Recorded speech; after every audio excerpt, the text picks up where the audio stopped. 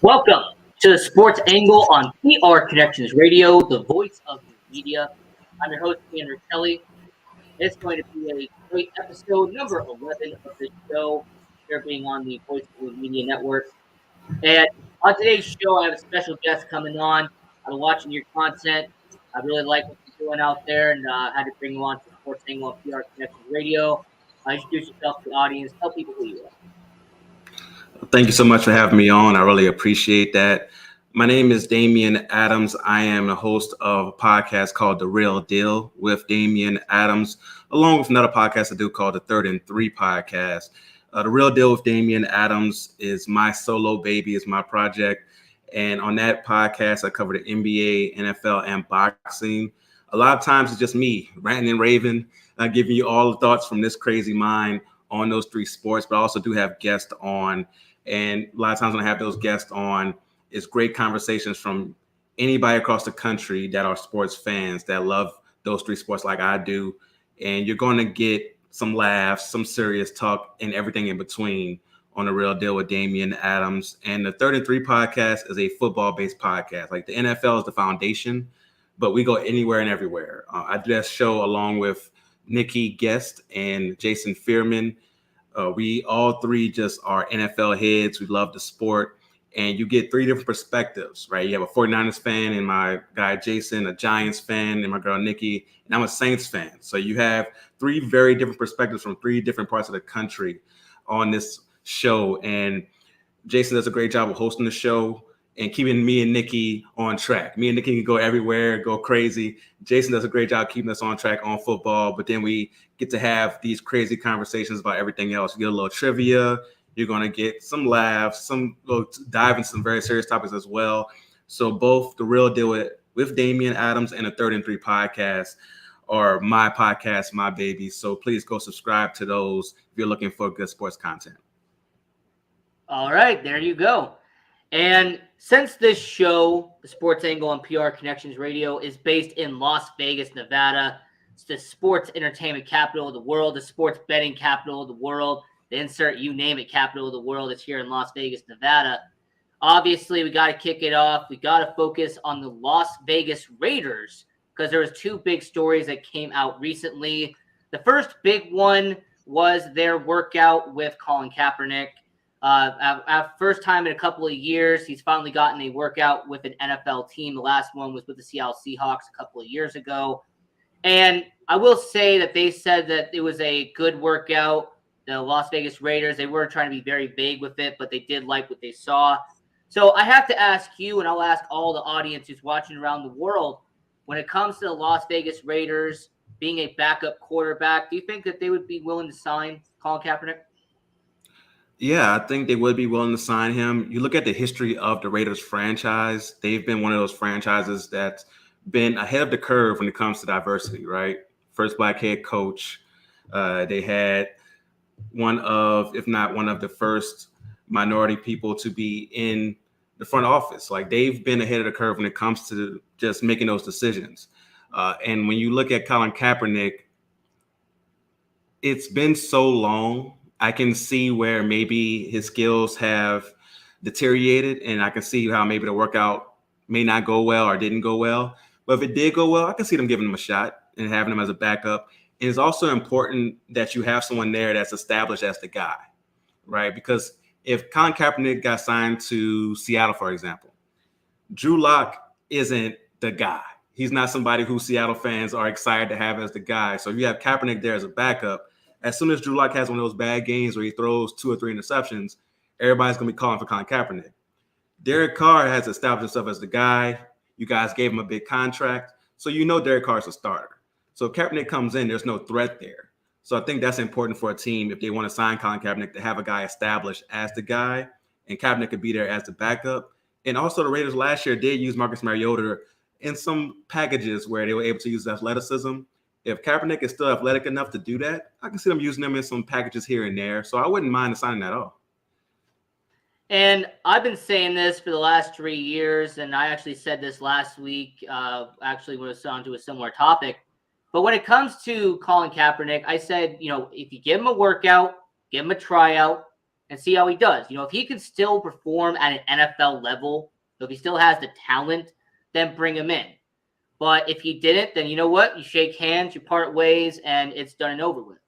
And based off of what we heard and based off of what we've seen from reports, I think him being in a Marcus Mariota type of role, as they've done the last 2 seasons with him, I think would be solid. Having him in hybrid plays, having being some kind of wildcat option. I did with Marcus Mariota last year.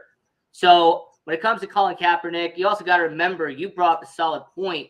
When it comes to the Oakland Raiders, Los Angeles Raiders, Las Vegas Raiders history, they've always kind of been the renegade. They've always been that one team that, they're willing to do something in order to make the team better. I mean, that's what Al Davis always did. And Mark Davis, he does a lot of very similar things to his dad. He also brought up the diversity. Tom Flores, Pro Football Hall of Fame coach, the first, I think, Latino coach to be in the Pro Football Hall of Fame. So when it comes to Tom Flores, they did great there. So I will say with the Las Vegas Raiders, I won't be surprised if they sign Colin Kaepernick. And if they do, I'm all for it.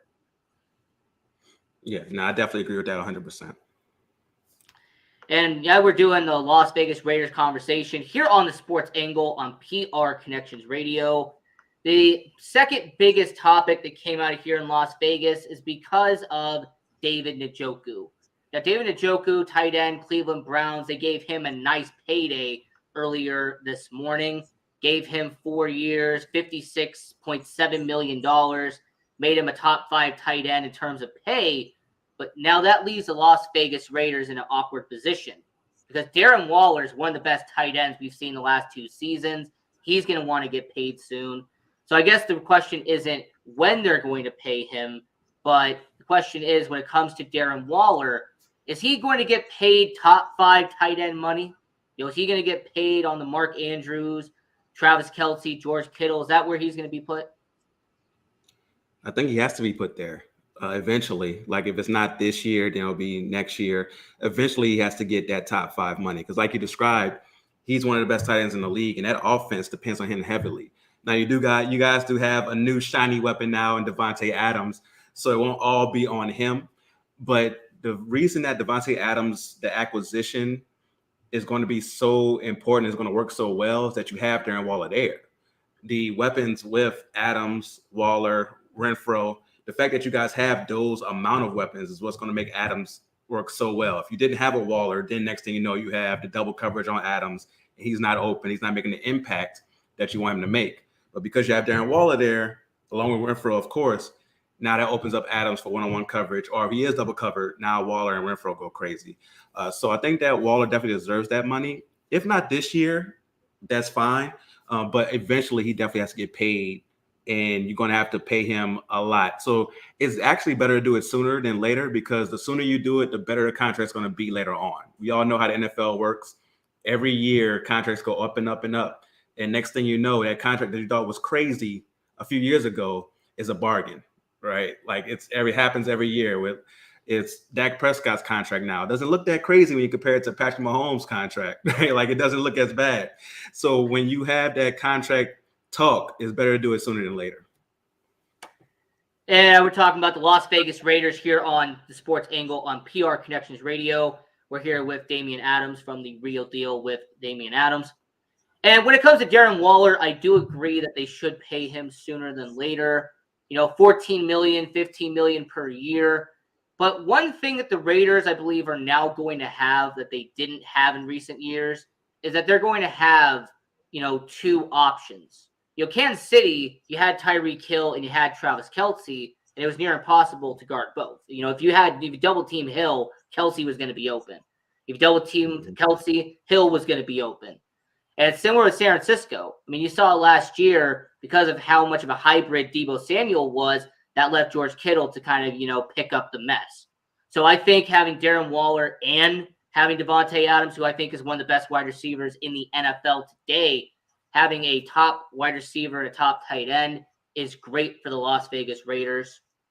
And since I also know that you're an over and under guy, and since, we are in the sportsbook capital of the world here in Las Vegas, I will say the Las Vegas Raiders, I've seen their over and under, and I have to ask you, and I got to ask the whole world that's watching this show, What do you think about the Raiders over and under? Do you think it's accurate? And more importantly, considering it's an odd situation, do you think that you're going to go with the over or are you going to go with the under? What you got?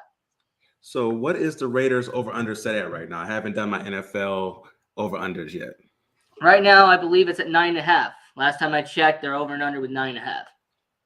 9.5. I do think that's a fair over under to have them set at, especially when you look at a division with Kansas City, with the LA Chargers, Denver coming now, Russell Wilson. It's a very tough division. So I can see why they're over under set at 9.5, especially coming off of last year. I'm gonna go over. I think the addition of Chandler Jones on the defensive end, that's getting overshadowed by Devontae Adams, but that's huge having Max Crosby and Chandler Jones. That defensive line is going to be crazy this year for the Raiders, along with that offense being more improved. So I'm going to go over on 9.5. I can see you guys getting 10 or 11 wins.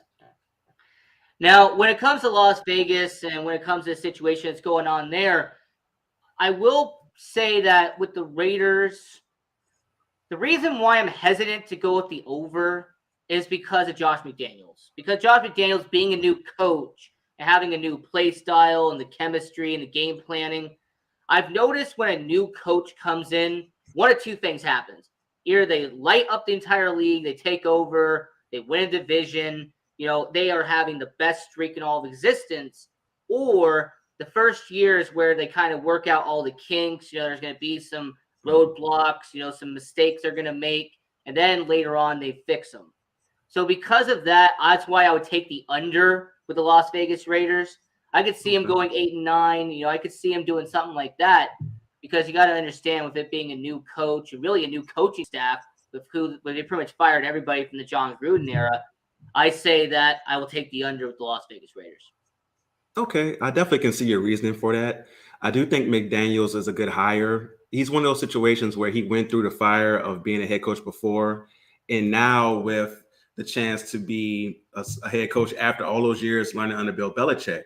So he gets to learn from his mistakes he made at the first time, learn from Bill Belichick, and now coming back a second time. Very similar to my Saints.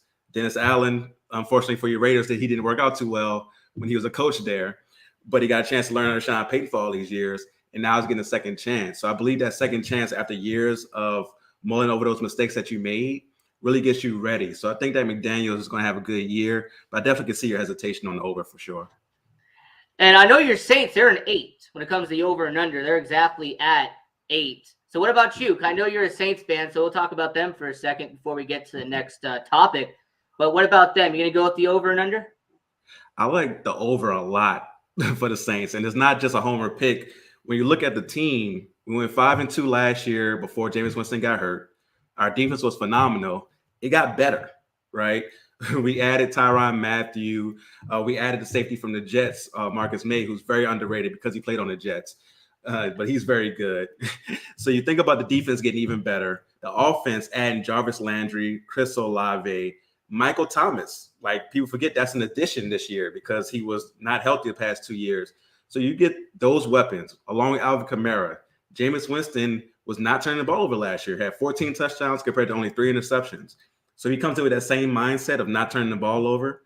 We could have a monster year on both sides of the ball. So I want to smash the over for the Saints on 8 wins. All right, there you go. Damian Adams, host of The Real Deal with Damian Adams. This is the Sports Angle on PR Connections Radio, the voice of new media. I'm your host, Ian Kelly. And sticking with the NFL, but kind of sticking with your division out there in the NFC South, every single year there's going to be a worst NFL team. There's going to be a team that is rebuilding, tanking, folding it in for next year. There's been all those reports about the Bryce Young sweepstakes, essentially tanking this year to get the number 1 overall pick. And when it comes to the worst team heading into the 2022 NFL season, Damian, who do you have and why? I'm looking at the Houston Texans. Looking at their team, I don't see how they really improved from last year. They made some additions, but I'm not seeing enough to where I could really believe in them as a team to do anything better, right? In the AFC South, they're going to have to deal with the Titans and improved Colts with Matt Ryan. And Where are they going to get better? The Jaguars got a lot better just by adding a real coach, right? Like getting rid of Urban Meyer and that clown show. You finally add a real adult in the room. That's going to improve you by 2 wins just off GP right there. So when you think about that, they're going to have to deal with a better Jacksonville team, Titans who are better, the Colts who are better. Well, Titans not better from last year, but just better than the Texans. And I just don't see with Davis Mills at QB how they improve. It's going to be a rough year for Houston. Hopefully, they give Lovie Smith a real chance to succeed there a few years to build and get a winning squad. But I just don't see Houston being good at all. Now, normally I would say Houston, and there has been a few times this year that I really thought they were going to be the worst team in the NFL. But considering what this team did this offseason, it's clear and obvious that they are rebuilding. They don't have their superstar quarterback anymore. They kind of took away that defense, the strength in numbers. Well, that's disappeared this offseason. And shout out to all the people out there in the state of Washington. I got family up there, so don't get mad at me for this. But I do have the Seattle Seahawks having the worst record in the NFL. When you have Drew Lock, look, you know what? Drew Lock, I don't think that he's a terrible quarterback, but he's really not somebody that is a starter-ish in the NFL.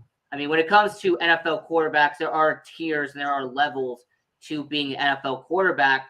And I think he's good enough to be in the NFL, but he is not a guy who I think is a week one starting quarterback if it was anybody but Seattle. So when it comes to the Seattle Seahawks, I don't like their future.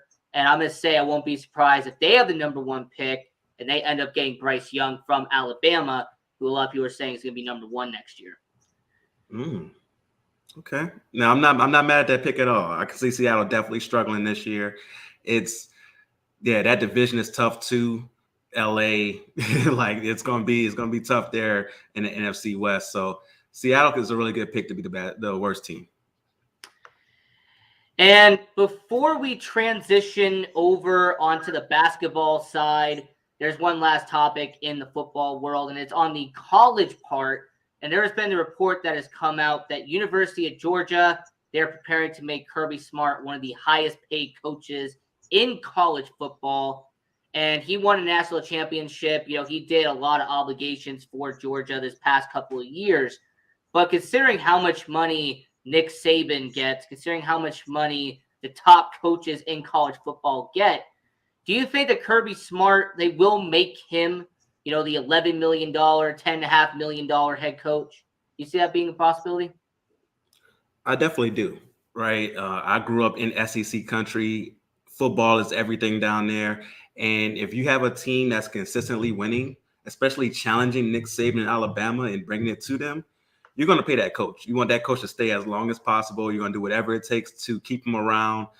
So there's going to be the baseline money along with incentives that are going to make him the highest paid guy. I know we don't know exactly what Lincoln Riley's making at USC because it's a private institution, but I think that Kirby Smart's going to be right there with Lincoln Riley as far as the highest paid guys. Of course, Nick Saban, whenever someone else gets paid, he's just going to say, hey, really? I'm the greatest coach of all time. Give me my money. You can't have somebody else getting more than me. So it's going to continue to be guys getting more and more. But Kirby Smart's definitely earned it. I think that when you are competing with Alabama each and every year, in the SEC as well, and you look at the SEC, they're going to continue to get better and better. LSU probably going to be back in a couple of years to being good. They got rid of Ed Ogeron, brought in a coach that's not going to be doing the shenanigans that we heard that Coach O was doing. So when you have the SEC and you're dominating it, you got to pay that guy. So he definitely deserves to be one of the highest paid, if not the highest paid coach in college football. And there was this conversation that came up with college football, and I just want to briefly talk about this. Nick Saban, during his media press run, he called out a lot of people. He pretty much called out Deion Sanders. He called out Jimbo Fisher. I mean, there was a lot of, back and forth conversation, him pretty much moaning and groaning about the NIL deals. Even though his starting quarterback is already $1 million, which really doesn't make a lot of sense why he's complaining about it anyway. But when it comes to Nick Saban and listening to his comments, do you think that it is, jealousy, or do you think it's something else that's causing him to all of a sudden come out and, talk trash about Texas A&M, talk trash about Jackson State out of all universities. Like, what do you think the reason is? I think there is a little chess being played here, right? So the checkers of it is what you said, right? He just calling out these universities because for the first time in a long time, he didn't have the top recruiting class. And Texas A&M doesn't have the look of what you normally would think of this school getting the top recruiting class, right? It went 8-4 last year. Normally that school doesn't get the top recruiting class. So of course, there's probably some money being involved, but that's legal now. Like you can, it's all above board. You can have your local businesses if they want to chip in and help you get the top guy. That's all there. So what I think he's doing is sending a message to his local business people in Alabama, saying, "Hey, you see what Texas A&M is doing? You see what Jackson State is doing. Jackson State doesn't have near the resources we have, and you see what they're doing. How come we're not doing the same thing? How come I don't have the top QB coming here and having $1 million NIL deal from our local car dealership or our local hot tub place, whatever, having that come to us?" So that's what I think the real thing is. He's calling out his businesses around him and all the boosters and all the people that give all the money to Alabama. You don't have to give it directly to us anymore. We want the top guy coming in. We want all these 5 stars. Give them some NIL deals, and then that help us out, right? Because that's what's legal now. That's the game now. So I think that's what he's doing. He always adjusts to what the game is. He might complain at first, but then he'll adjust. He did some complaining some years ago about the fast-paced offenses. What's going on with all this spread? What's going on with all this? Next thing you know, Alabama's doing the spread. They got the best spread offense in the league. So he's going to do that and have his team have the best players because the businesses around Alabama, Tuscaloosa, they're going to be coming soon with all the paper. You know what? I could totally see that. When it comes to mind games, Nick Saban is one of the best of all time. And when it comes to NIL deals, I've really never asked this before, so I'll ask it now. Are you a fan of it? The NIL, your name, image, and likeness deals. You a fan of it? Yeah, I like it. I think that these students should have a chance to make money off of their popularity, right? A lot of these kids are coming in now with millions of followers on social media, especially if they were big high school stars. They put their highlights up on social media. Next thing you know, they have millions of followers. Like, for example, I'm a Pelicans fan. Zion came into Duke with 2 million followers already, right? So if he was at Duke when NIL was going on, imagine the money Zion would have made with NIL at Duke University. So I think that these students do deserve the chance to make money off their name, image, and likeness if the colleges aren't going to pay them. If Alabama University isn't going to pay these students to play for them, let them go out and make their own money. Because some of these guys who are going to be popular college athletes aren't going to have long careers in the pros or make the pros at all, right? You think back to someone like Jason White, for example. He used to play for Oklahoma, had the 2 busted up knees. He wasn't going to have a long pro career. So if they had NIL back then, he could have really set himself up for the future in a great way. Or somebody like Maurice Collette, someone like him. Yeah, the star running back from Ohio State. He was one time as popular as LeBron James was. Yeah, a great example right there. So you have students like that who are going to be great college athletes, but not great pro athletes. Give them a chance to make as much money as they can, and then they're set up for a great future. If they're able to stack up hundreds of thousands of millions of dollars at 22, 23 years old and then go into the workforce, maybe they build their own business, whatever it is, it sets them up in a great way. So I have no problem with it. Now, that's been our football conversation here on the Sports Angle on PR Connections Radio, the voice of new media. I'm your host, Ian Kelly. Our guest at this time, Damian Adams from The Real Deal with Damian Adams. And the NBA, I've always been fascinated with the playoffs. I always believe at the postseason, NBA time, there's no greater atmosphere, the intensity, the fan base. You know, I love watching basketball when it comes to the playoff time. And there's been a lot of lopsided games in this playoff. And that's actually been one of the biggest critiques about the NBA playoffs for 2022 has been the amount of blowouts or lopsided games. Do you think that there's a reason why we're seeing so many lopsided games in the NBA for the playoffs? I can't really put my finger on it. There's something going on where we're just not getting the quality of games we should get, right? We've had a few really good series, like Milwaukee, Boston was a really good series. Pelican Suns was a really good series. Like we've had a few good ones, but for the most part, like you said, we've had these lopsided games. And I do think maybe part of it is the amount of travel and lack of rest. So like for the conference finals, for example, you're having games each and every day between West and East, right? So on the Eastern Conference, you're getting just a day between games, same on the West. And when you have between, say, games 2 and 3, for example, where you have to travel, you should have 2 days since you have to travel, recuperate, practice, recover from injuries, whatever, and then play. But no, you're not getting that time. You literally just, as soon as you play game 2, on the plane, going to the next stadium or next state, and then you're playing that same day. And it's like, whoa, this is really crazy, especially with the intensity of the playoffs. I think that we're seeing a wear down of these teams from the intensity of it. And then you'll see these games where a team will get down by 20 and they can't fight back because they're just so worn out. So I think that's a part of it, is just the amount of travel along with the lack of rest. And when it comes to the NBA playoffs, a lot of people have also talked about really the lack of upsets. I mean, outside of Dallas versus Phoenix, that's really the only upset I can think of really off the top of my head that was classified as an upset.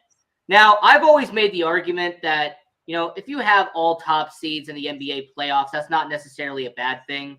I believe if you want to have the best 4 teams in the NBA be in the conference finals, then that means that the 4 best teams are in the conference finals.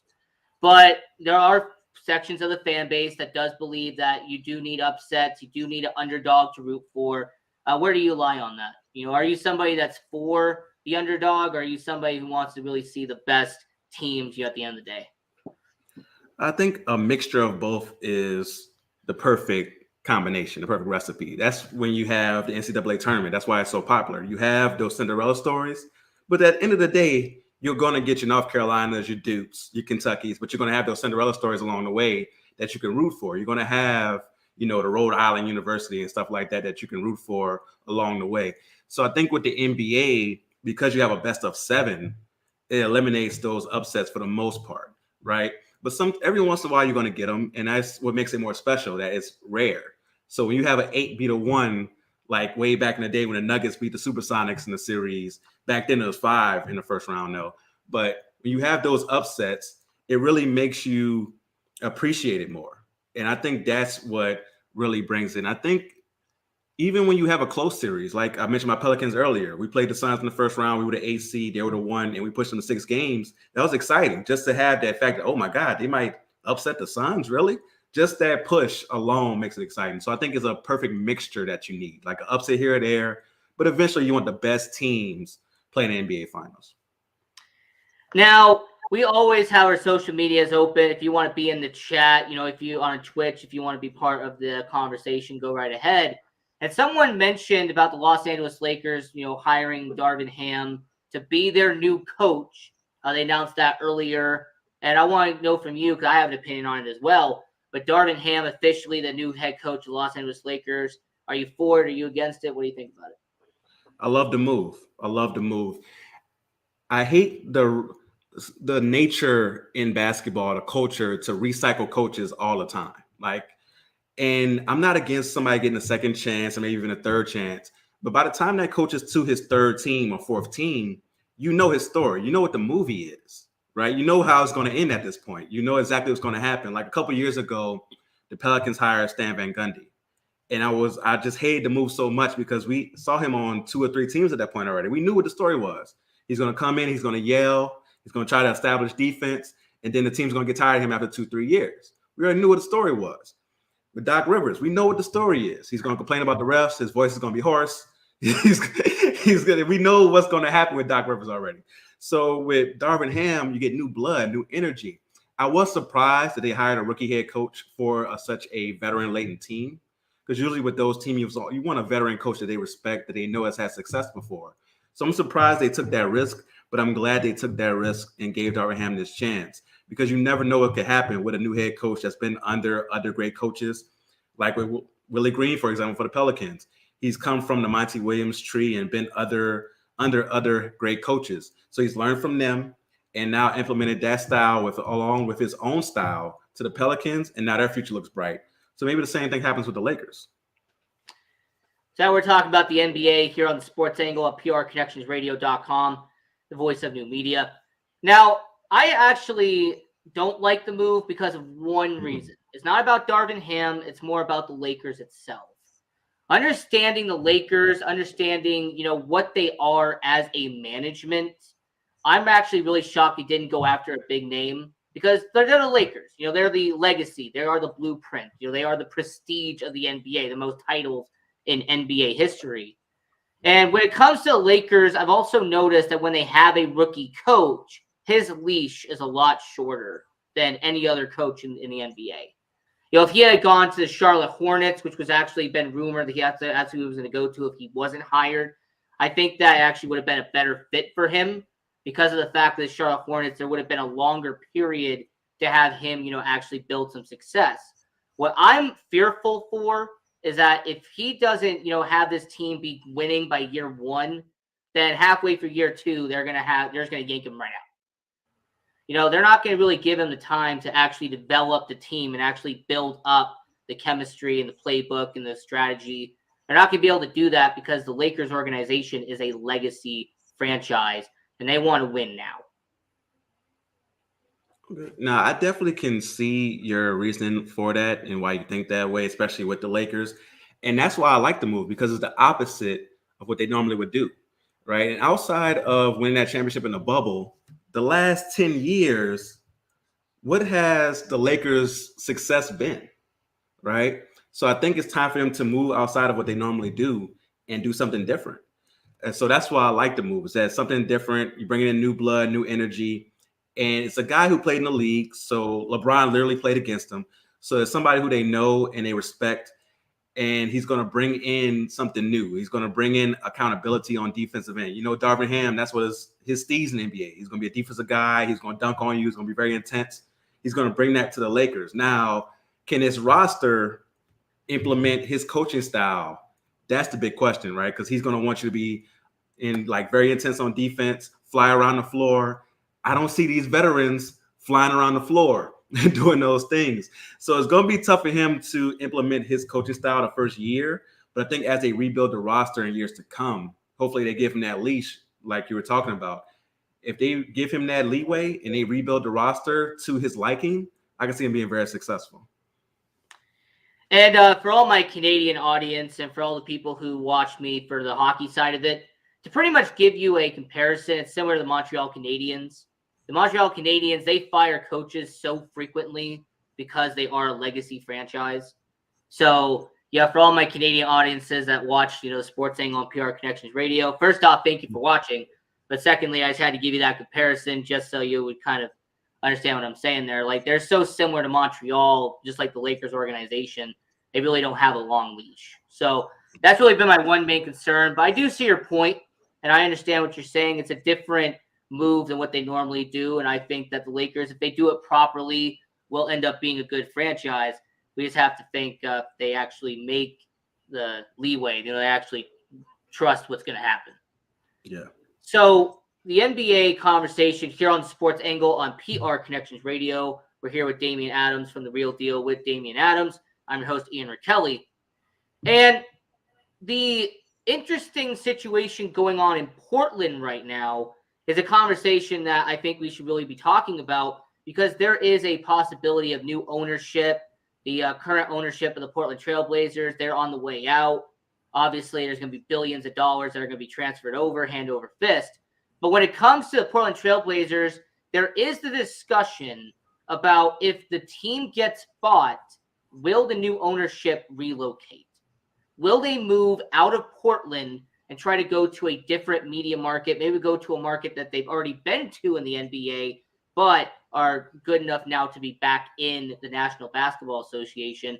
So I want to ask you before I give my angle on it, when it comes to the Portland Trailblazers from the new ownership perspective, do you think that they will try to relocate the team out of Portland, which is, let's be honest, a mid-market when it comes to the NBA? It's not one of the flashiest markets in the National Basketball League. Or do you think that the new ownership group will try to stay in Portland and will try to build off of the near 50-year legacy they have at this point? That's the main point right there. Near 50 years in that city. It's hard for me to see them moving that team out of Portland. Now, of course, we've been waiting for Seattle to get a team back there for years now. They definitely deserve one.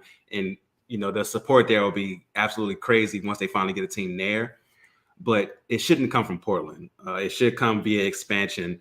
But to move the Portland Trailblazers with all the history there, you got a team that's made it to NBA Finals in the past, early 90s, make it to NBA Finals. And you have a team in Portland that was for a long time just playoffs at the playoffs at the playoffs, right? Even now during the Dame era, this is the first year they missed the playoffs in quite a while. So when you have a team that's been successful and the fan base has been there, you've never heard like, oh man, they're just not selling tickets in Portland. Like they've been selling tickets when they've been successful. So it's not a town. It's not like it's a place where the city is tired of the team being there. They're no longer excited about the team. Like for me, I always hate it when you hear the reports of, oh, the fans aren't supporting this team if the team's been bad, right? Like I can't ask Sacramento to support the Kings when they had made the playoffs since George W. Bush was in office.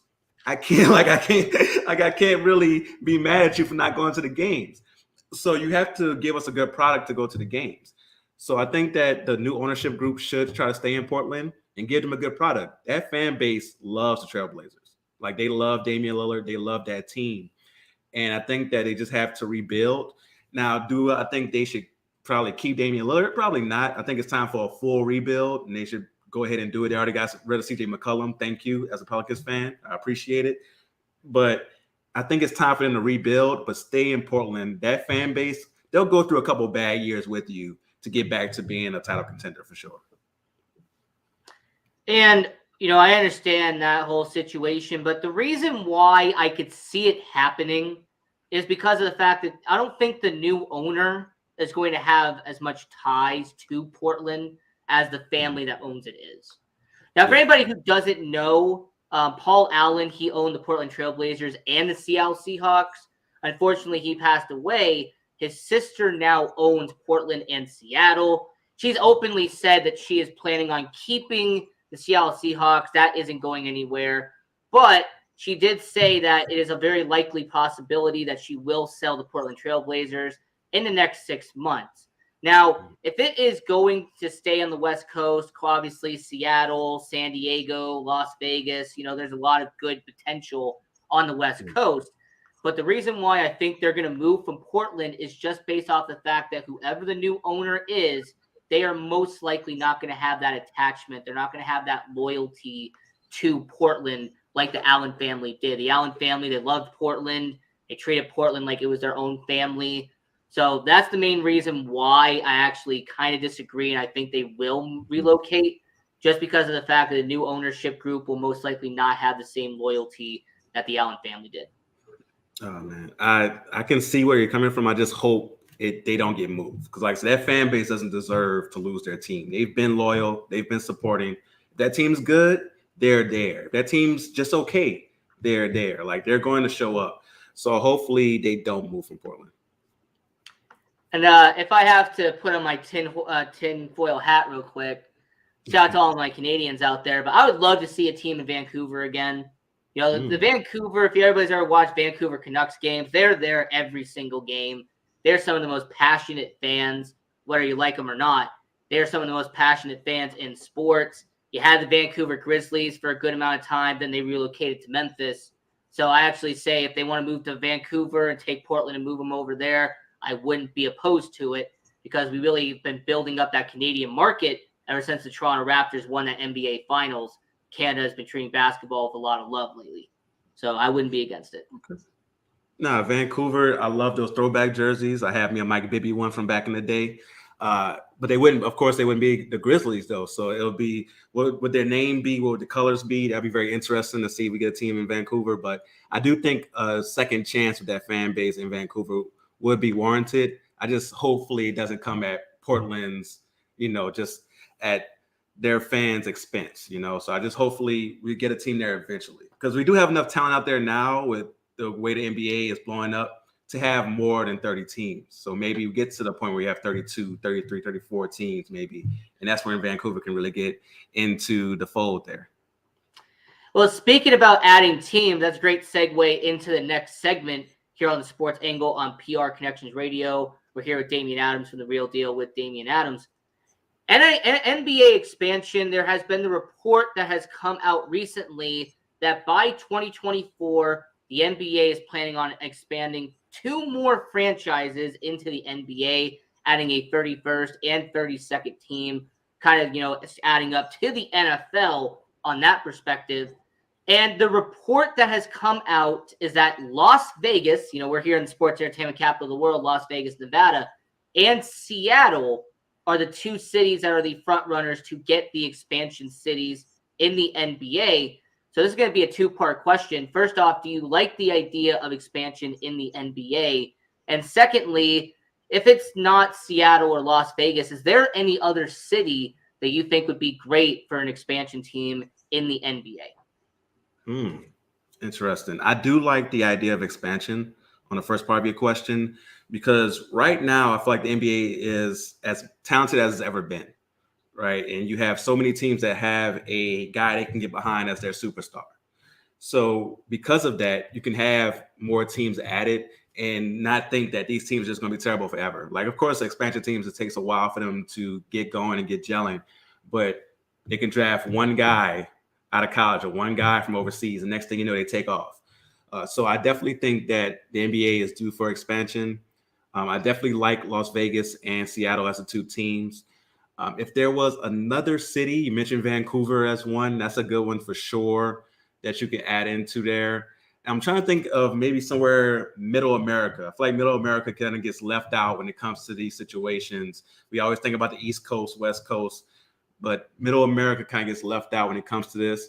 What about a Kansas City? What about a team like that, where a name like that, where they have the Kansas City Chiefs? We see how loyal they are to those Chiefs and how they come out. I think a Kansas City basketball team would do very well. You have a nice little rivalry right there with Memphis. I think that could be a good thing right there. So I think Kansas City would be a good location. Also, you already got enough teams in Florida. I was thinking about Jacksonville, but you already have enough teams there in Florida. Trying to think where else you could maybe put a team. But there's a lot of locations where I think fan bases, especially like college towns, like we saw this in Oklahoma City.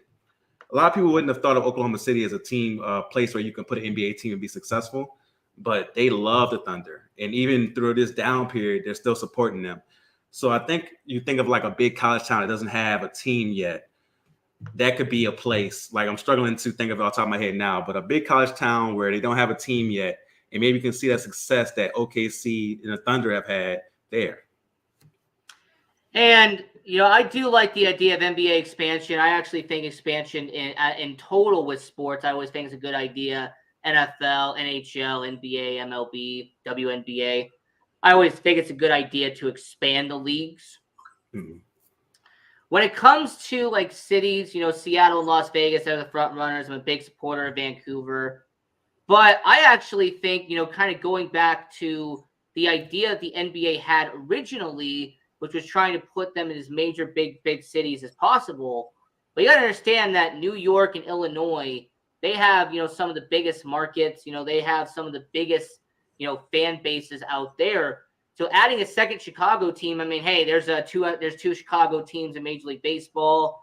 You got to understand there's 2 LA teams out there, the Clippers and the Lakers.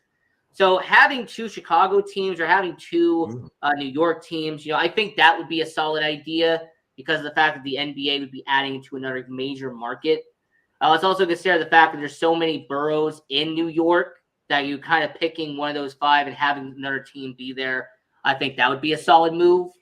Another one that I think is interesting is because of how passionate the fan base is in the NHL, and that's St. Louis, Missouri. I think St. Louis would be a perfect market for the NBA.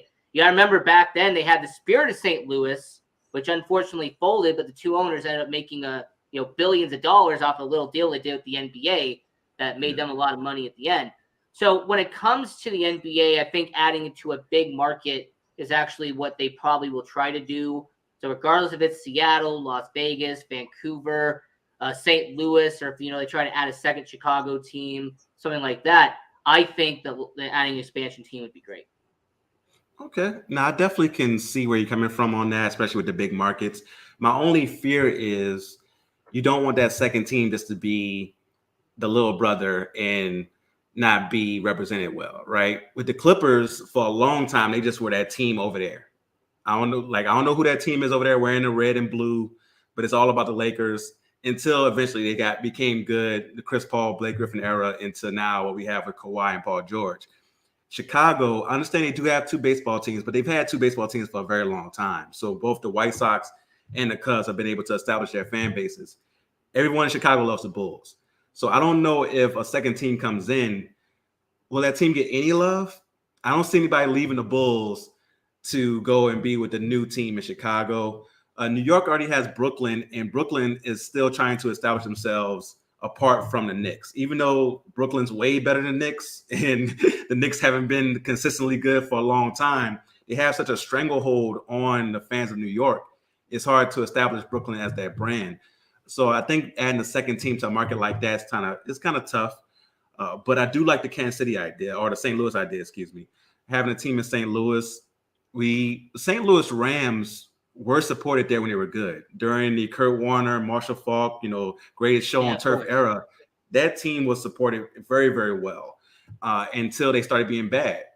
So for me, if you put a good team in St. Louis, I think that team could be really, really supported well and do really well. So I like that idea a lot. And before we, move on to the next topic, I know you're a New Orleans guy, and when it comes to Zion Williamson, you talked about him earlier in the show. So I want to ask you this: there's been, reports who've come out the last, couple of months. What's New Orleans going to do with Zion Williamson? Once his contract is up, is he going to want out? There's all these, back and forth conversations. But for somebody who really follows the team and someone who's really, knows what's going on there, when it comes to Zion Williamson, first off, do you think that he wants to be in New Orleans at this point? Do you think that, mentally he really wants to be there? I think he does. And I think that because of the way the NBA contracts are set up, that's pretty much his only option at first, is to want to be there. Because the way the NBA contracts are set up, it's almost impossible for you to make the same amount of money if you leave your first team after the first 3 or 4 years. Like, you have to sign that first extension to get to maximize your earnings. Pretty much, you have to sign that first extension. But I think the success we had this year of making the playoffs without him really showed him, like, okay, I really like what this team is doing. I like the culture they're building there. Willie Green's doing a great job. So everything I've heard, anytime there's a report about him not wanting to be there, it's never him. It's his cousin, his Uncle Ray, his Auntie Joyce. Like, it's always somebody around. It's never come from Zion himself. So I do believe that he wants to be there in New Orleans, especially with the success we had this year and what we're building there. So the two-part question, that was the first part. But the second part is, because of the success that New Orleans had without him, do you think it's a possibility that the management could look at that situation and go, if we made the playoffs last year, if we did really well without having Zion in the picture, if we try to trade him to a team that'd be willing to give up, plus in order to get a Zion Williamson, do you think the management would at least be interested in that conversation? Maybe trading Zion and getting, a good amount of return back to make the team better? Only if he comes out and says he doesn't want to be there, right? If he comes out in private and says, hey, I don't want to be here, look, see what you can get for me, I can see them exploring that possibility. But I think the possibility of adding him to this team that made this run in the second half of the season, it's like, it looks so good. I think we could be a top 4 team with a healthy Zion along with CJ McCollum and Brandon Ingram next season in the Western Conference. So it's hard to see that opportunity to be a team that could legit, be in the conference finals next year and throw that away on a possibility of getting all these draft picks back for Zion.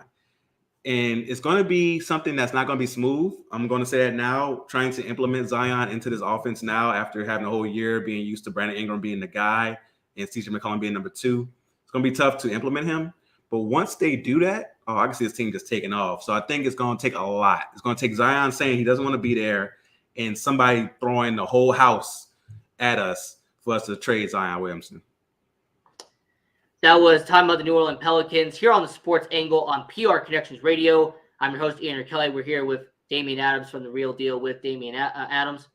And the NBA draft lottery that happened recently, you have the first overall pick. Congrats to the Orlando Magic on accomplishing that. And then you have, the teams in the top 5. But when it comes to the Orlando Magic, them having the number 1 overall pick, they do have talent with that organization. It just always felt like for the last decade, everything that can go wrong has gone wrong with the Orlando Magic. Talent that was supposed to develop just ends up washing out. When they trade for a player that was good, they end up, their stats go downhill.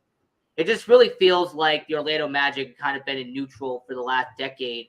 But I do think that they do have a future in Orlando. Having that first overall pick is very valuable and very important. But what do you think about the Orlando Magic? What's an outlook that you see when it comes to Orlando? I think they have a bright future. They have a lot of young talent there. They found a diamond in the rough last year with Franz Wagner. He came in right away being effective and efficient. And that's very rare for a rookie to come in and shoot over 45% from the field and 35% from 3 while doing that. You also look at the talent around him with Wendell Carter Jr. and Cole Anthony. We didn't see a lot from Jalen Suggs last year, but he was injured for a lot of the season. So I think they have a lot of young talent there. Markelle Fultz, former number 1 overall pick, is still on that roster. They have so much young talent there, and they've had good luck in the past with number 1 overall picks, right? Shaquille O'Neal. The next year they had where they did draft Chris Webber, but then traded him for Penny Hardaway. And then years later got Dwight Howard. So you look at their history, they've been good at drafting them 1 overall. Hopefully that repeats itself for them and for those fans, because talk about a fan base that deserves to have a winner after a while. It's the Orlando Magic. So I like the young talent there. And if they do hit with a number 1 overall pick, I can see this team turning around in the next 2 to 3 years. Well, let's just hope for Orlando's sake that if they do get a superstar, they don't leave immediately once their contract is up. Because, Orlando has had 5 superstars in their franchise history, and all 5 of them left in very bad circumstances, to put it lightly. So hopefully next time they can keep a superstar out there in Orlando. And then, the rest of the top 3 in the NBA draft lottery, you had the Oklahoma City Thunder, 2nd overall pick, Sam Presti pretty much playing NBA 2K, trying to get as many first-round picks and trying to get as many picks as humanly possible for the next upcoming drafts. And I will say, when it comes to Oklahoma City Thunder, I do like the approach. I like what they're trying to do. What about you? What do you think about Oklahoma City having the 2nd overall pick? Do you think they're going to try to make a splash with that move? They could try to trade down. What do you think is going to happen with Oklahoma City? That's what makes it great about Oklahoma City. You have no idea what they're going to do. Like they're just out here and they're experimenting right now. They're trying to rebuild. They do have some talent on that roster. I like Shea Gilgeous-Alexander, a lot. Also like Giddey a lot as well. So they have building pieces. They just need to put more consistency in that roster. A lot of it is top heavy, right? You'll have SGA, you'll have Giddey, and then the rest of the roster be G League guys or guys that should be in the G League. So you just have to get more NBA quality players in that roster. But if you believe at number 2, you can get a superstar, which a lot of people are saying this year. I'm not the biggest college basketball fan, so I do my amateur scouting on YouTube. Once the draft lottery happens, I'm on YouTube doing a lot of, amateur scouting, looking at stuff. But with the top 3, that's what all the professionals are saying. The top 3 are the guys, right? Chet Holmgren, the guy from Auburn this year. So you're looking at those guys, and if one of those guys you believe as a scout or as a GM can be the future superstar, you got to go after them. You got to go ahead and take it, not draft down or trade down to get other pieces. So I think they stay at that spot because those top 3 guys seem to be legit can't miss prospects.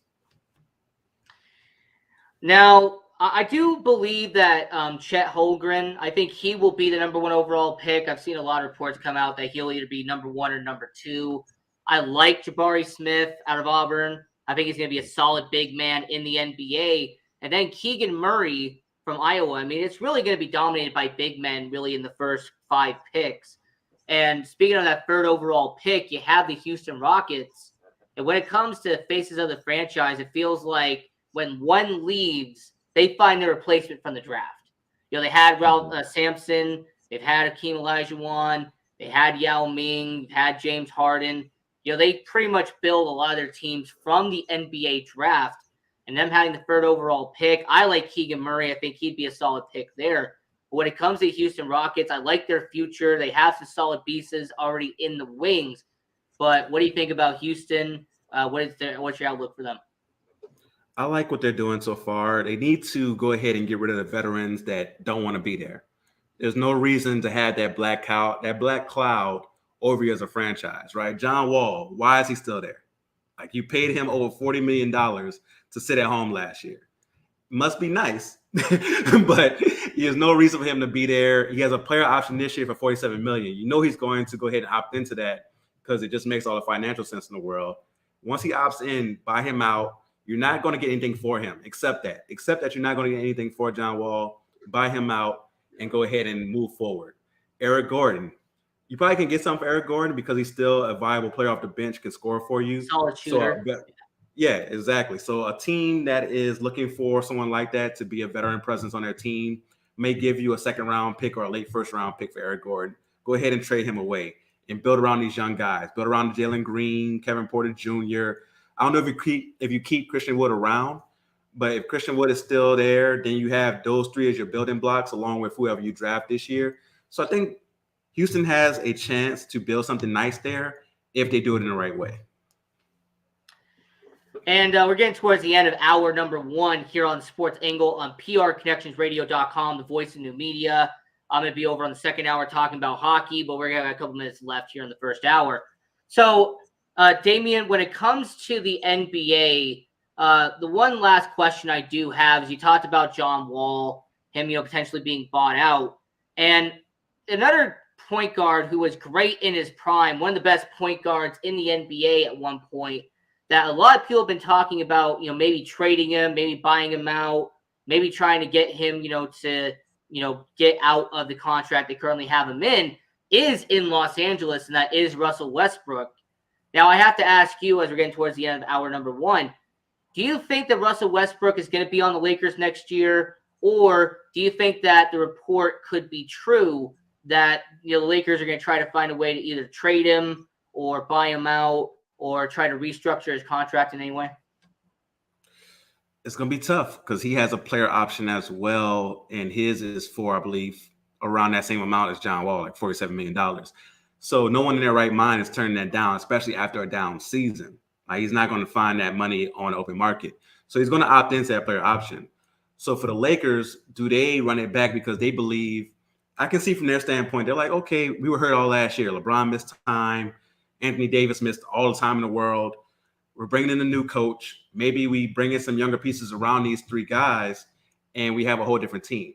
So I think they're going to try to run it back and make moves around him by getting rid of other veterans. I can see Carmelo being left out, or Dwight Howard and some of those other guys being left to the side, and bringing back those big three and trying it again with Darvin Ham as head coach to see how it goes. So we got 2 minutes left, and Damian, if you can, shout out all your projects. Tell everybody where they can find you for all the audience listening here on Sports Angle on PRConnectionsRadio.com. Man, thank you so much for having me on. This was a really fun conversation. I definitely got to invite you onto my podcast pretty soon, so I will be in touch. You can find me on all social media platforms at The Real Deal WDA. That's The Real Deal, W as in whiskey, D as in Delta, A as in alpha, on all social media platforms. I am doing videos all the time, doing different type of real deal bets. Right now, I'm doing a series where I'm going over each and every NBA team, where I'm doing something that seeing what they did last year and how can they improve going into next year. So I think people will enjoy that. So you can follow me on social media for that. If you want to just check out my podcast, it's called The Real Deal with Damian Adams. And I do another podcast called the 3rd and 3 podcast. So both of those podcasts are available wherever you listen to podcasts. Please check those out. And thank you again, man, for having me on. And of course, anytime, we'll definitely have to get in touch with doing your show there. So yeah, thanks for Damian Adams for coming on the show. I definitely appreciate that. So with hour number 2, we're going to be getting into the NHL side of it. So definitely stay tuned for that for all my Canadian viewers out there. And I definitely appreciate Damian for coming on. So we're going to take a 15-second break, and then we will get right back to our NHL conversation for hour number 2.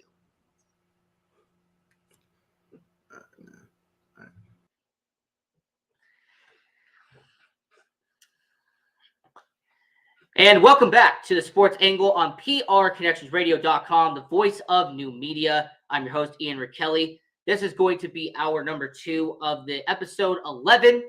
And it's going to have some great dialogue here on this show. The NHL playoffs is in full form. You have the semifinals right now. Colorado, they beat the St. Louis Blues 4-2. So you're going to have the Colorado Avalanche taking on the Edmonton Oilers in the Western Conference Finals. We'll break that down here on tonight's show. You also have the New York Rangers, Carolina Hurricanes. They're going to be going into a Game 7. So you are going to have some interesting dialogue here on the Sports Angle on PR Connections Radio. So the most recent game that just ended was the Colorado Avalanche, St. Louis Blues, Game 6. And that was in Colorado. There was a lot of great back and forth. Now, I will say about Colorado, they lit up the lamp sheet in the last half hour. I mean, the St. Louis Blues, they did well. They were leading heading into the third period. But then Colorado, thanks to certain players on their team, like a Darren Helm, like a JT Kumper, they led the way. And JT Kumper, by the way, an amazing performance by the Colorado Avalanche, 2 goals in a game-deciding Game 6. So you have Edmonton and you have Colorado. And when you really break down these two teams, I think it's going to be clear and obvious who's going to win the Western Conference Finals. I think that if you've been really paying attention lately to the Western Conference, there's a team that's riding a lot of momentum right now, and that is the Edmonton Oilers. I mean, you have one of the best hockey players in the world in Connor McDavid. I mean, Connor McDavid, he has been electrifying. He has been lighting up the lamppost out there in Edmonton. You got Leon Draisaitl, the Robin, the sidekick of the Edmonton Oilers. He has done a fantastic job out there in Edmonton. Zach Hyman, he has been a solid number 3. And do not forget about Evander Kane, because Evander Kane has been one of the best off-season acquisitions that the NHL has had. I mean, really, to go from San Jose, get picked up by Edmonton, he has provided a lot of value for the Edmonton Oilers franchise. And when you go down the order and when you really look at Edmonton as a whole, their goaltending, having a veteran in Mike Smith. I mean, I'll say this. I had a lot of bashing towards Mike Smith in the beginning of the postseason. I really did not think that Mike Smith was going to be able to carry the Edmonton Oilers to the Stanley Cup Western Conference Finals, but sure enough, he has been doing that. He's had hard-fought battles in the NHL. So you have Edmonton, a team that has been building, a team that has a solid goalie, a team that has been able to get a job done. The defensive side, you have veterans. You have Duncan Keith, who's a multi-time Stanley Cup champion with the Chicago Blackhawks. You have Brett Kulak, who was with the Montreal Canadiens last year in the Stanley Cup Finals. You had Cody Ceci, who has been a guy who's been in the NHL for a long time. You had Tyson Barrie, who's been in the NHL for a long time. The Edmonton Oilers organization has been built off of veteran leadership on the back end. They have a lot of guys who have been in the NHL for a decade. You know, they've been around the block. They know how to get the job done in the NHL. And that's what I like about Edmonton. They have a lot of young but veteran leadership out there on the Edmonton side. In Alberta, on the defensive measurement. On the offensive side, I already mentioned Draisaitl, McDavid, Kane, Hyman. But Ryan Nugent-Hopkins, he has been providing value. You're going to keep noticing this. Yamamoto has been offering quality. When it comes to guys like Derek Ryan, a veteran on the back end, he has been providing quality minutes. Understand that when it comes to the Edmonton Oilers, that is what the majority of their team has been doing in the Stanley Cup playoffs. They have been providing quality minutes and quality shots in the Stanley Cup playoffs. So I will say, understanding the Edmonton Oilers, I like their depth. I do say that when it comes to depth, I actually would take Edmonton over Colorado. What Colorado has that Edmonton doesn't is that they have a better back end. In fact, they have probably the best defense when it comes to the NHL. You have veterans, sure, and Eric and Jack Johnson, but you have Josh Manson. They acquired him at the trade deadline from Anaheim. He has been one of the best acquisitions that they have made. You have the two young rising stars and the two future core on defense with Bowen Byram and Cale Makar. And then you have Devin Tays, who for the last 4 seasons has been sneakily one of the top 10 defensemen in the NHL today. Now, when it comes to goaltending, you have Darcy Kuemper and you have Mike Smith. Well, Darcy Kuemper and Mike Smith are actually more equal than you think. Both of them started out in Arizona. Unfortunately, they had to be in Arizona. But I think those bruises and those scrapes and those long, hard lessons from being with the Arizona Coyotes have made Darcy Kuemper and Mike Smith valuable in the NHL playoffs. Understand that Darcy Kuemper and Mike Smith have made valuable plays when they've had to. They have made quality stops when they need their job to do it. Understand that when it comes to the NHL, sometimes it's not about having the best goalie. Sometimes it's not about having the flashiest goalie. It is about having a goalie who can make the right amount of stops and be there in clutch situations when it comes to the Stanley Cup playoffs. So I will say to you, and I'll say to all people watching around the world, having Edmonton and having Colorado, I am going to take Edmonton in this series because of the fact that I like their depth. I think their goalie is solid. They have solid veteran leadership on the back end, and you have the best hockey player in the world in Connor McDavid on your roster, and that is a huge advantage for Edmonton. Now, on the Eastern Conference side, you do have Carolina. They are leading New York Rangers. New York is going to have to win Game 6 and then win Game 7 to meet up with Tampa Bay, who has already clinched. Now, regardless of who wins this series, I'm going to be brutally honest with you. Okay? When it comes to the Carolina versus New York series, it doesn't matter who wins. It doesn't matter who ends up winning between Carolina and New York. One of these teams is going to be eliminated in the semifinals, and then one of these teams is going to be eliminated in the Eastern Conference Finals. There is no way that Carolina and or New York is going to get past the back-to-back Stanley Cup champions, the future dynasty of the NHL. I have said this for months, and in fact, I said this in the preseason. I have the Tampa Bay Lightning losing in the Stanley Cup Finals. I have Tampa Bay making it to the Stanley Cup 3 years in a row because they are by far the best team in the East. And when you have watched the Eastern Conference playoffs, it has been no secret that Tampa Bay has been one of the strongest organizations in the NHL. It has been no lie that the Tampa Bay Lightning have the best postseason goalie in Andre Vasilevsky. There is no one that I would put in net in front of Andre Vasilevsky in a Game 7. If you came to me, if you were like, hey, Ian, from PR Connections Radio, the voice of new media, I want you to pick one goalie for a Game 7, I am selecting Andre Vasilevsky to be my goalie. Because over the last 4 seasons, Andre Vasilevsky has been clutch. He has been lights out. He has been a brick wall in net. And because you have a brick wall in net, you have a tank who really doesn't move. Andre Vasilevsky has become one of the best postseason goalies of all time.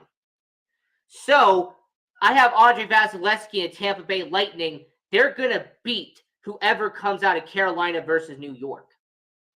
Tampa Bay is going to dominate the Carolina Hurricanes. They're going to dominate the New York Rangers. And the Tampa Bay Lightning are going to go back to back to back into the Stanley Cup. Because there is no team in the Eastern Conference that has the depth, has the goaltending, has the scoring, and has the leadership that the Tampa Bay Lightning have.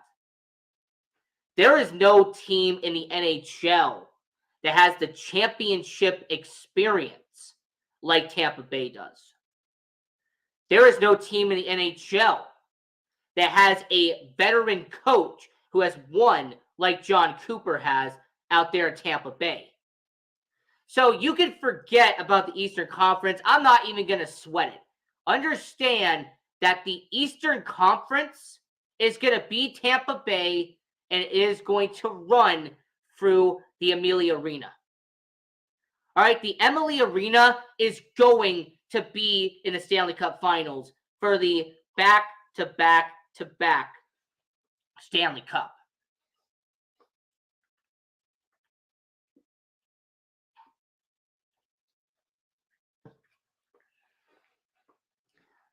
As we're talking about the NHL playoffs here on the Sports Angle on PR Connections Radio, the voice of new media, I'm your host, Ian Rakelli. Now, getting into the rest of the NHL, there has been some interesting conversations about the Boston Bruins. That Boston Bruins superstar Brad Marchand is going to miss the start of the 2022-2023 NHL season due to hip surgery. Understand that Brad Marchand is going to miss most likely the first month of the 2022 NHL season due to a hip surgery. Now, for people that are in Boston, people who are Bruins fans, that's going to be unfortunate for you. For anybody who's outside of Boston, this is your reaction to hearing that Brad Marchand is not going to start at the beginning of the season. He's not going to injure my superstar this time. Man, I am not going to have Brad Marchand skew foot one of my players. Understand that Brad Marchand has been one of the dirtiest players in the NHL for the last 8 years. Brad Marchand, Tom Wilson, Nazem Kadri, Ryan Reeves, those are some of the dirtiest players in the NHL. And the fact that he's going to miss the first month of the season with a hip surgery, the Boston Bruins are going to miss him, but the rest of the NHL is not. As we're talking about the NHL playoffs and the other breaking news coming out of the NHL world, here on the Sports Angle on PR Connections Radio, the voice of new media, we're going to go over to Vancouver because there was some breaking news that came out of the Vancouver Canucks organization. As a matter of fact, it was a big deal for them. It was about the fact that Brock Besser, unfortunately, his dad, Duke, passed away at the age of 61. So I will say my condolences to the Brock Besser family. Duke Besser, he actually has been one of the biggest influences in Brock Besser's life. So I will say condolences to the Brock Besser family. Unfortunate what happens there. So that was kind of a sad story in the NHL about the fact that Brock Besser, his son, his dad, Duke Besser, unfortunately passed away. Now, heading over to the Vegas Golden Knights side of the NHL conversation, we are in Las Vegas, the sports entertainment capital of the world where we are based. And there has been the report that has come out here in Las Vegas that Evgeny Dadonov might be a one and done.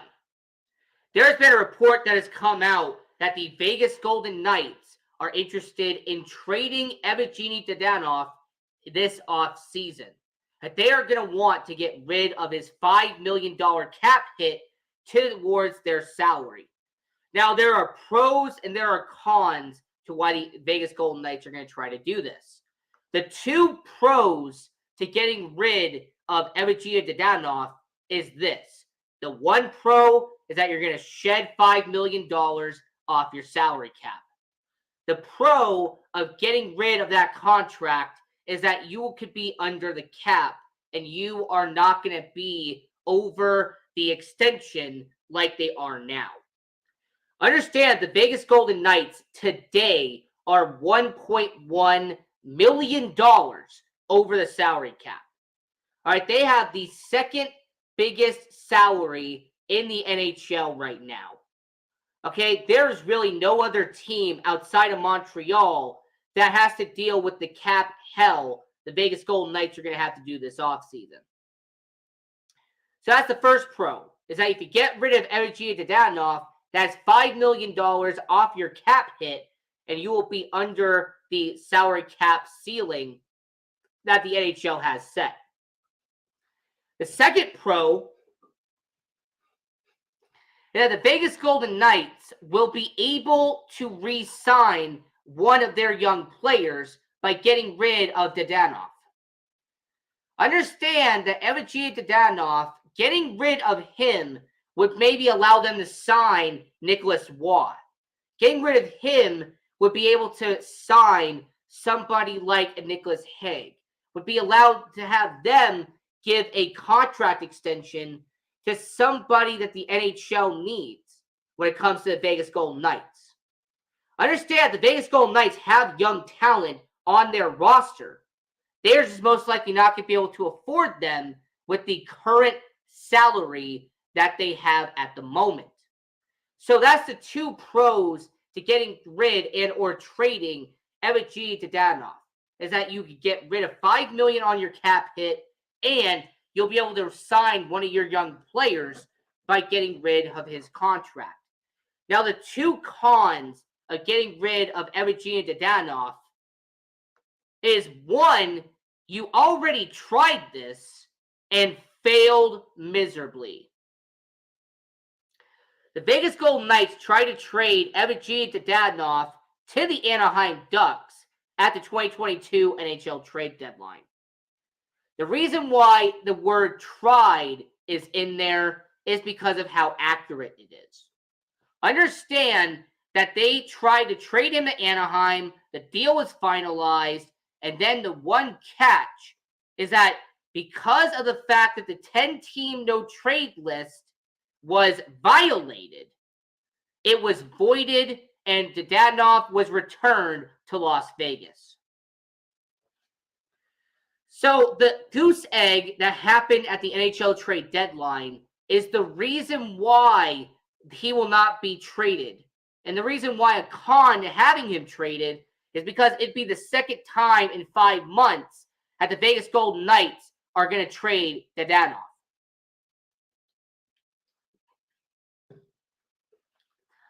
The second con is how great he played in the last 15 games. I understand that Dadonov, in the last 2 months of the NHL season, lit up the lamppost for the Vegas Golden Knights.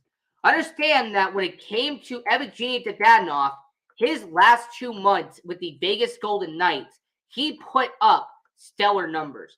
He put up a lot of really good numbers for the Vegas Golden Knights. As a matter of fact, he was one of the best goal scorers for the Vegas Golden Knights this past season. Understand that he put up 20 goals in 78 games. Keep in mind, there's only 3 players on the Vegas Golden Knights who hit the 20-goal mark this season. And that was Chandler Stevenson, Jonathan Marchessault, and Evgeny Dadonov. That was it. He was one of the only 3 players who got to 20 goals. Understand that him having 43 points on the year was actually one of the best that the Vegas Golden Knights had all year. So keep in mind that with Dadonov, him already trying to get traded, or you already trying to trade him and it backfiring on you, that is the first con for why trying to trade him now. And the second con is because of how good his production was last season. it would look really foolish to try to trade him again in the NHL. We also keep in mind that Evgeny Dadonov has hit 20 goals. This isn't his first time, not his second time, not his third time, not his fourth time. But understand that he has done this multiple years in the NHL. So the con of getting rid of Evgeny Dadonov with the Vegas Golden Knights is that you have a good goal scorer. He could be on your second line, and he would be the replacement for Riley Smith, who you have to let go in the free agency.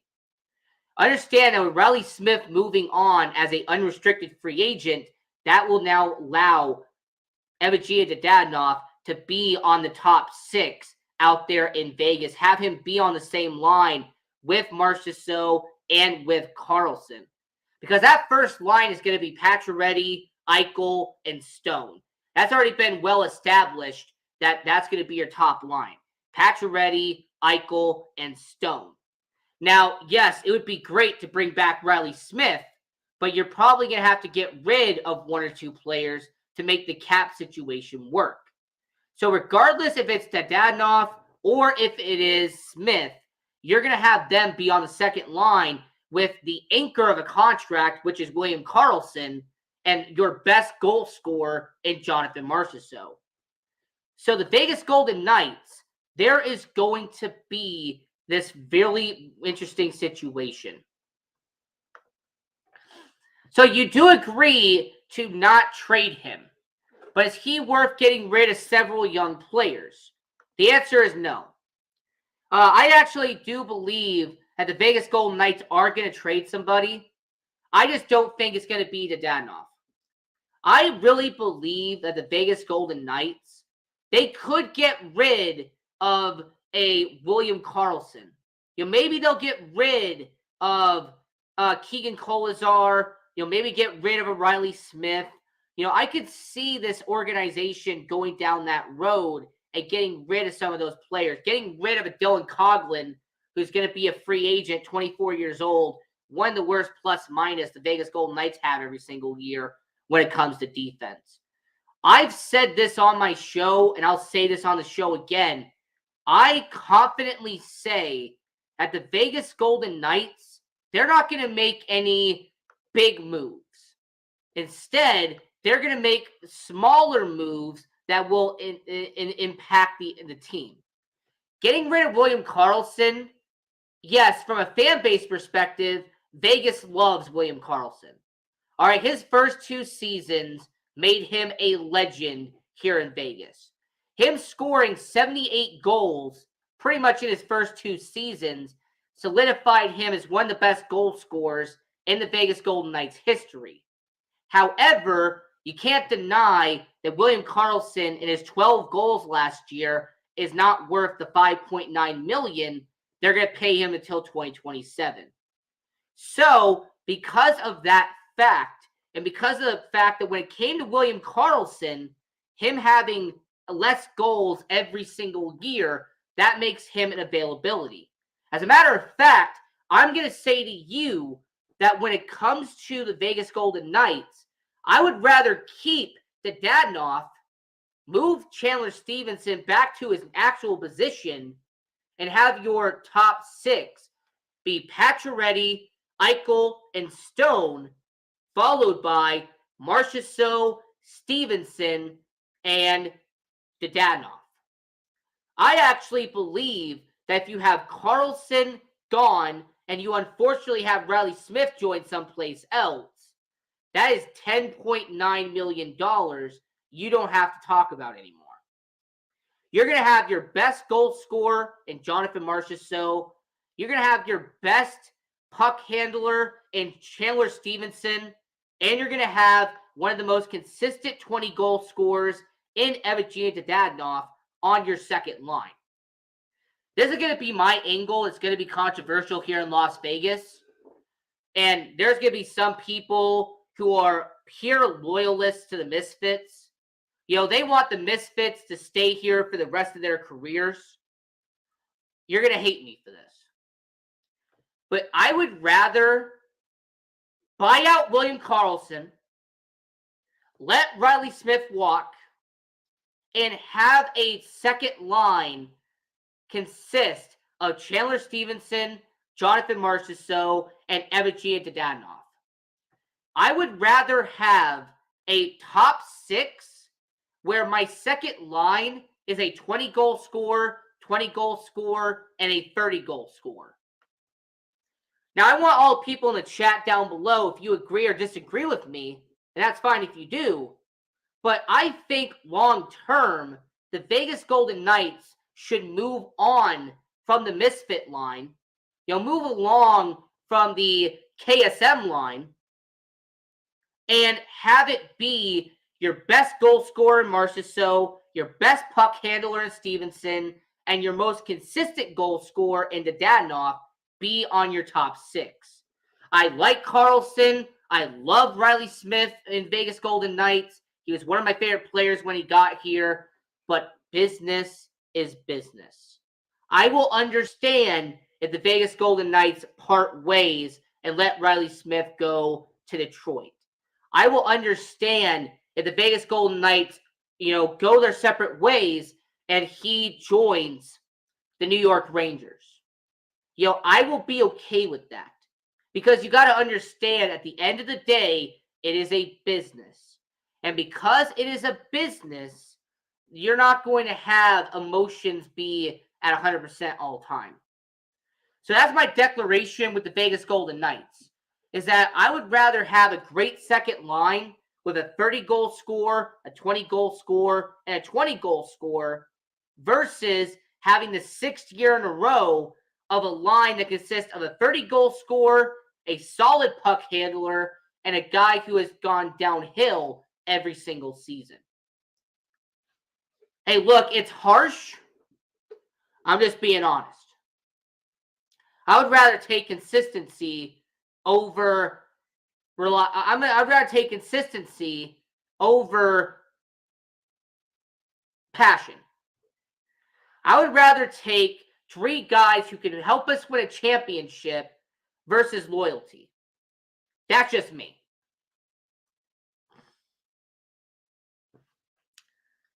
Oh, and also, two other players I think could be gone.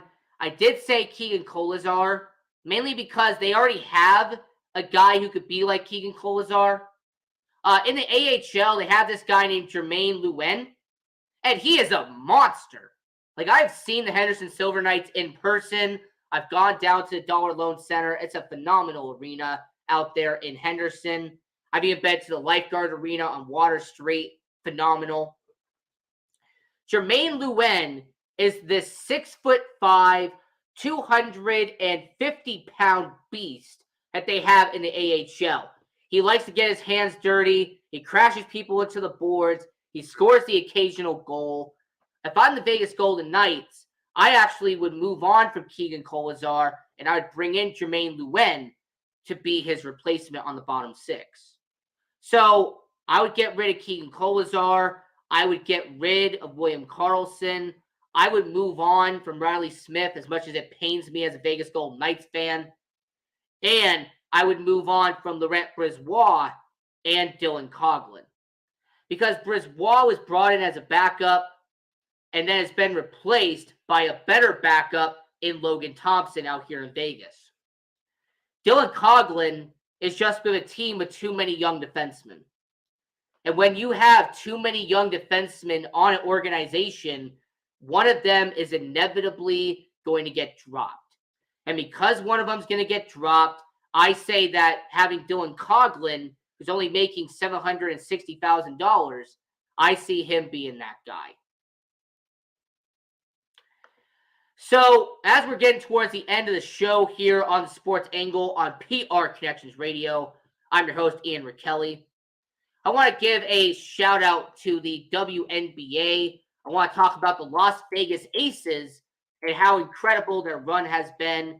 Right now, the Las Vegas Aces have the best record in the WNBA.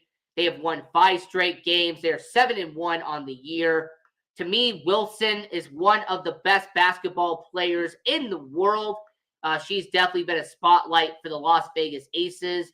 And some great news for all the people watching around the world. the Vegas sports capital of the world, the Sports Angle on PR Connections Radio.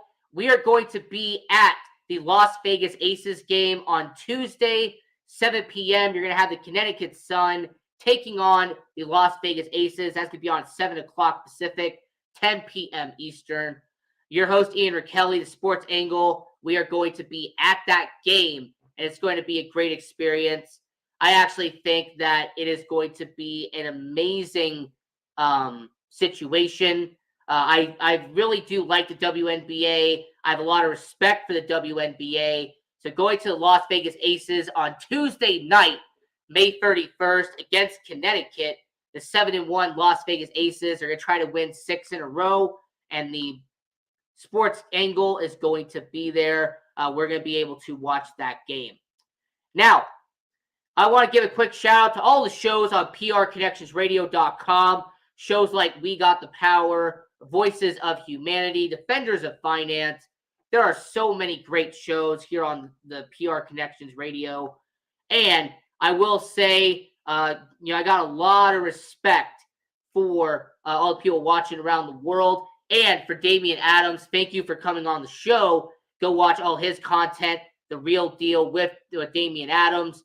And go watch the first hour of this show where I had him come on, talk about football, talk about basketball. It was an incredible show, amazing dialogue with him. So go check that out, and go check out his show that he has, The Real Deal with Damian Adams. So this is the Sports Angle on PR Connections Radio, the voice of new media. Follow us on all social medias at PR Connections Radio and at Sports Angle on PR. Once again, that is at PR Connections Radio and at Sports Angle on PR. Follow your host, Ian Rakelli, at Ian Rakelli 18. I have it right here. So if you want to just click on that right there, it'll actually take you over to my social media. So just go at Ian Rakelli 18 and you will find all my social media links.